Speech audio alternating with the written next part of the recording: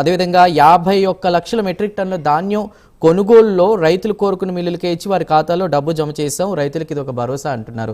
మీరేమో రైతులకి కూటమి ప్రభుత్వం అన్యాయం చేస్తుందని అంటున్నారు. అదేవిధంగా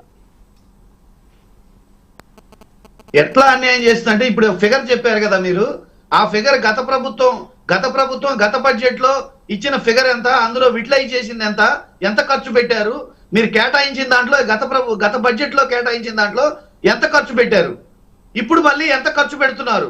ఇప్పుడు రైతులు, ముఖ్యంగా రైతుల విషయం మనం ఒకసారి తీసుకుంటే ఏమైనా మినిమం సపోర్ట్ ప్రైస్ ఏమన్నా పెంచారా, లేదా క్రాప్ ఇన్సూరెన్స్ ఏమన్నా పెంచారా, లేకపోతే ఈ శీతల గిడ్డంగులు ఏమన్నా ఏర్పాట్లు చేశారా క్షేత్ర స్థాయిలో, లేదన్నా ఏమన్నా సాయిల్ టెస్ట్ ల్యాబ్ కానీ అవన్నీ విలేజ్ స్థాయిలో ఏమన్నా ఉన్నాయా?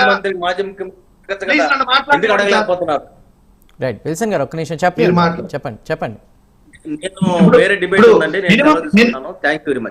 రైట్ వెంకటేశ్వర రెడ్డి గారు చెప్పండి. ఇప్పుడు నేను క్లియర్ గా ఒకటే మాట చెప్తున్నానండి, మీరు గత బడ్జెట్ లో కేటాయించిన అమౌంట్ ని మీరు ఎంత ఖర్చు పెట్టారు, ఇప్పటి వరకు మీరు మినిమం సపోర్ట్ ప్రైస్ ఎందుకు పెంచలేదు, ఎందుకు ఇది క్రాప్ ఇన్సూరెన్స్ ని మీరు ఎందుకు చేయలేదు, ఇప్పటి వరకు ఎంతమందికి క్రాప్ నష్టపోయిన వాళ్ళకి ఇన్పుట్ సబ్సిడీ ఇచ్చారు, నేచురల్ కలామిటీస్ ద్వారా కానీ పంట నష్టపరిహారం కానీ ఏ రకంగా కానీ ఎంతమందికి మీరు ఇచ్చారు, ఏ మండలానికి ఒక శీతల గిడ్డంగా ఏర్పాటు చేస్తామని మీరు హామీ ఇచ్చారు, ఏ మండలానికి ఒక శీతల గిడ్డంగులు ఎన్ని ఏర్పాటు చేశారు, అట్లనే ప్రతి విలేజ్ లో సాయిల్ టెస్టింగ్ ల్యాబ్స్ ని మీరు ఎందుకు గత ప్రభుత్వంలోనే పెట్టిన వాటిని ఎందుకు పని చేయకుండా చేశారు. ఇక్కడ రైతుని అన్ని రకాలుగా కూలదోసేసి అసెంబ్లీలో కేటాయించామని చెప్పేసి ఖర్చు పెట్టకుండా నిర్దాక్షిణ్యంగా రైతుల్ని మోసం చేస్తే మీరు రైతులకి సపోర్ట్ గా ఎక్కడున్నారు, రైతులకి సపోర్ట్ గా ఉంటే ఈరోజు వినపడుతుందండి. రైట్ చెప్పండి వినపడుతుంది. మీరు ఫ్రీజ్ అయ్యారు. వినపడుతుందా? రైట్ వినపడుతుంది వెంకటేశ్వర రెడ్డి గారు వినపడుతుంది, బట్ మీరు ఫ్రీజ్ అయ్యారు. ఒకసారి చెక్ చేసుకోండి. లావణ్య గారు ఫైనల్ గా మీరేమంటారు ఈ బడ్జెట్ కి సంబంధించి, వార్షిక బడ్జెట్ కి సంబంధించి? ఇప్పుడు అన్నగారు చెప్తున్నారు రైతులకు అన్యాయం జరిగిందని. మొట్టమొదట రైతులకి కావాల్సింది ఏంటండి, కష్టపడి పండించుకున్న పంటని సకాలంలో అది కొనుగోలు అవ్వాలి.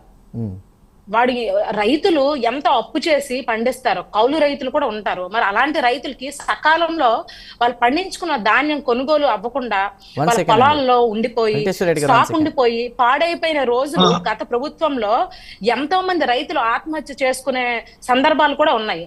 మరి మా అన్నగారు చెప్తున్నారు రైతులకి ఏం చేశారు, ముందు చెయ్యాల్సింది ఏమిటి, అసలు స్టాక్ ఉన్న ధాన్యాన్ని దాన్ని కొనుగోలు చేసే విధంగా కూటమి ప్రభుత్వం ముందడుగు వేసింది. కొన్ని లక్షల మంది రైతులకి వారి ధాన్యాన్ని వాళ్ళు ఎక్కడైతే నూర్చుతారో అక్కడి నుంచే కొనుగోలు చేసే పద్ధతిని ప్రవేశపెట్టింది కూటమి ప్రభుత్వం. మరి ఇది కాదండి, రైతుకి కావాల్సింది ఏంటి, వాళ్ళు ఎన్నో ఆశలతో అప్పులతో వాళ్ళు పండించుకుంటారు, ఆ ధాన్యం సకాలంలో కొనుగోలు అవ్వాలి కదా. అలాంటప్పుడు మరి అంత పెద్ద సిచ్యువేషన్ కూడా మన కూటమి ప్రభుత్వం ధాన్యాన్ని కొనుగోలు చేసి రైతులకి ఎంత ఊరటనిచ్చింది.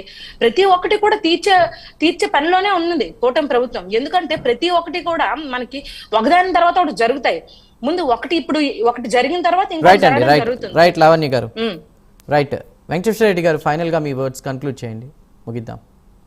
నేనేమంటానంటే అనవసరంగా ప్రజలు కూటమి ప్రభుత్వానికి అధికారం ఇచ్చి 2 సంవత్సరాలు వృధా చేసుకున్నారు, అష్ట కష్టాల్లో పడిపోయారు, వాళ్ళ మాటలు నమ్మి వాళ్ళ హామీలు నమ్మి 2 సంవత్సరాలు వృధా అయిందని ప్రజలు అనుకుంటున్నారు.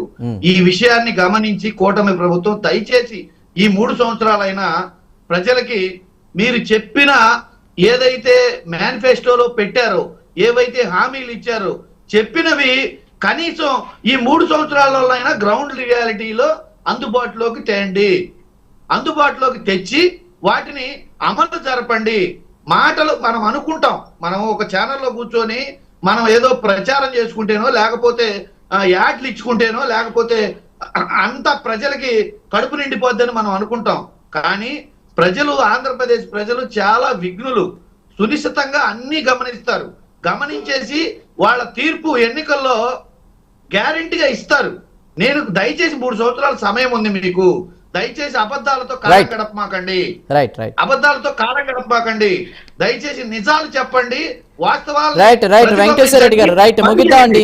రైట్ థ్యాంక్ యూ అండి వెంకటేశ్వర రెడ్డి గారు. అదేవిధంగా లావణ్య గారు, పి లావణ్య గారు, టీడీపీ కురుపాం ట్రైకార్ బోర్డు రాష్ట్ర డైరెక్టర్, అదేవిధంగా ఆర్టీ విల్సన్ గారు, బీజేపీ తెలుగు సంస్కృత అకాడమీ చైర్మన్. అందరికీ కూడా ప్రైమ్ డిబేట్లో జాయిన్ అయినందుకు ధన్యవాదాలు. ముఖ్యంగా ఇక్కడ అసెంబ్లీ సెషన్స్కి సంబంధించి చూసుకున్నా కూడా చట్టసభల్లో ప్రజల సమస్యలకి సంబంధించి కూడా మాట్లాడాలి, ఇరు పార్టీలు కూడా అంటే ఆ విషయంగా ముందుకు వెళ్ళాలి. కానీ ఇక్కడ ఒకరిపై